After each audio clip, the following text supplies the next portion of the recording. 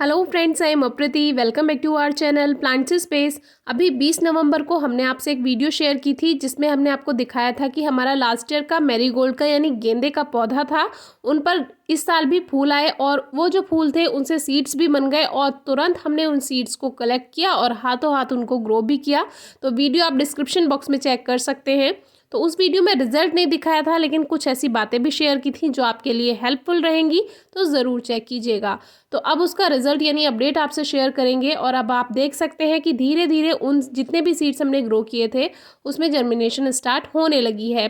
तो हमें ये लग रहा था कि शायद ये सीड्स अच्छे ना हो, क्योंकि पिछले साल का पौधा था और ऐसा होता नहीं है कि गेंदे का पौधा पूरा 1 साल तक रुक जाए, क्योंकि गेंदा यानी मैरीगोल्ड जो है वो सीजनल प्लांट्स होते हैं, थोड़े समय के लिए रहते हैं, फ्लावर्स देते हैं और ख़त्म हो जाते हैं।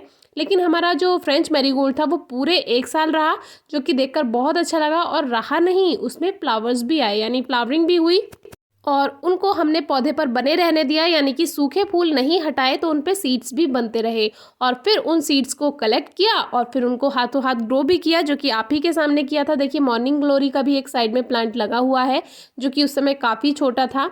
वैसे अभी मॉर्निंग ग्लोरी का सीज़न नहीं है, ये पौधा ऐसा का ऐसा ही रहेगा, क्योंकि सर्दियाँ मॉर्निंग ग्लोरी का सीज़न नहीं होती हैं, डोरमेंट सीज़न होता है। तो जितने भी ये मैरीगोल्ड के प्लांट्स हैं, इनको अगर आप शिफ्ट करना चाहते हैं, कोई भी पौधा है जब आप उसको शिफ्ट करना चाहते हैं, ट्रांसप्लांट करना चाहते हैं, सबसे पहले मिट्टी को हल्का सा नम कर लीजिए, यानी कि मॉइस्ट कर लीजिए।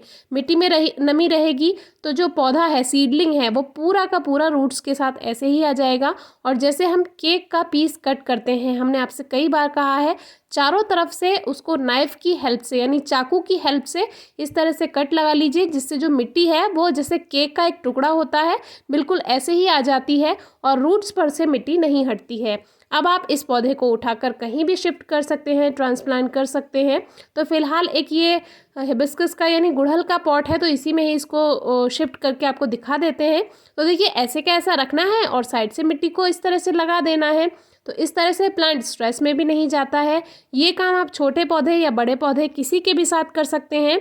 काफ़ी व्यूअर्स पूछते हैं कि आप इतने छोटे से पौधों को क्यों ट्रांसप्लांट कर देते हैं, क्या ये सही है, यानी पौधे को बड़ा होने देना चाहिए तब ट्रांसप्लांट करना चाहिए या इतने ही छोटे पौधे को ट्रांसप्लांट कर देना चाहिए। तो ये आपकी मर्ज़ी है। हमें छोटे पौधे को ट्रांसप्लांट करना ज़्यादा अच्छा लगता है, क्योंकि तब उसकी रूट्स इतनी ज़्यादा सॉइल में फैली हुई भी नहीं होती हैं और जब हम उसको ट्रांसप्लांट करते हैं तो प्लांट स्ट्रेस में भी नहीं जाता है। तो अब एक और पौधा हम आपको बाहर निकाल कर दिखाते हैं। देखिए, चारों तरफ से कट लगा दिया है और इसको हल्का सा इस तरह से आपको उठा लेना है पौधे को, तो ये मिट्टी के साथ और रूट्स के साथ बाहर आ जाएगा। और जब आप इसको नई जगह पर लगाएंगे तो ये स्ट्रेस में भी नहीं जाएगा। ये बहुत आसान तरीका होता है। हमेशा शाम को कीजिए, क्योंकि सुबह को थोड़ी मौसम में गर्माहट होती है। जो ट्रांसप्लांट का या रिपोर्ट का काम होता है या फर्टिलाइज़र ऐड करना है या कोई भी पेस्टिसाइड या इंसेक्टिसाइड यूज़ करना है, तो वो सभी काम आप शाम को कीजिए, तो प्लांट स्ट्रेस में भी नहीं जाएगा, क्योंकि शाम में मौसम में थोड़ी ठंडक भी रहती है। तो ये एक और पौधा हम लगा करके आपको ऐसे ही दिखा देते हैं। तो इस तरह से आप भी सीडलिंग्स को ट्रांसप्लांट कर सकते हैं बहुत आसानी से। और फिर भी कोई क्वेरी है तो आप ज़रूर पूछिएगा। तो ये जितने भी फ्रेंच मैरीगोल्ड के प्लांट्स हैं, अगर हम इनको सही जगह पर लगा देंगे तो ये ज़्यादा अच्छी ग्रोथ करेंगे। इनको अगर जहाँ पर हमने ग्रो किया है वहीं लगा रहने देते हैं तो इतनी अच्छी ग्रोथ भी नहीं होती है। हमेशा जब पौधों को एक जगह से दूसरी जगह उठाकर लगाया जाता है तब अच्छी ग्रोथ होती है।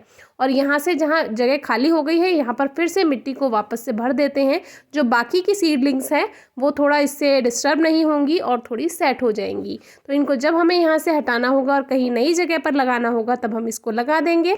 और बाकी के जो दोनों पौधे हमने लगाए हैं उनमें वाटरिंग कर देते हैं। पानी का सबसे ज़्यादा ध्यान रखना चाहिए, ना तो ओवर मॉइस्चर हो और ना ही पानी की कमी होनी चाहिए। जब भी आप सीड्स ग्रो करते हैं तब भी इस बात का ध्यान रखिए। मिट्टी में नमी रहेगी तो सीड्स जल्दी जर्मिनेट होते हैं, लेकिन बस इस बात का ध्यान रखना है कि मिट्टी में ज़्यादा नमी ना हो, नहीं तो सीड्स गल भी जाते हैं। अब ये कुछ सीड्स हमने बाहर भी ज़मीन में ग्रो किए थे। देखिए, शमी के पौधे के पास इस सभी में जर्मिनेशन स्टार्ट हो गई है। और ये जो लास्ट ईयर के प्लांट से हमें सीड्स हमने कलेक्ट किए थे वो सभी अच्छे निकले हैं और एकदम से सही थे। सभी में जर्मिनेशन 100% रही है। तो अगर आपने वो वीडियो नहीं अभी तक चेक की है तो एक बार ज़रूर चेक कीजिएगा, आपको थोड़ी एक्स्ट्रा उसमें जानकारी मिल जाएगी। तो हमने तो ऐसे ही पॉट्स में लगा दिए हैं पौधे। अगर आप चाहें तो इसको शेड में भी रख सकते हैं। अगर आपको लगता है कि प्लांट स्ट्रेस में जा सकता है तो ट्रांसप्लांट के बाद 1 या 2 दिन के लिए आप उसको शेड में भी रख सकते हैं, यानी डायरेक्ट धूप में रखने की ज़रूरत नहीं है 1-2 दिन के लिए। फिर भी अगर आपकी कोई क्वेरी है तो ज़रूर पूछिए और वीडियो कैसी लगी बताइए। Thank you.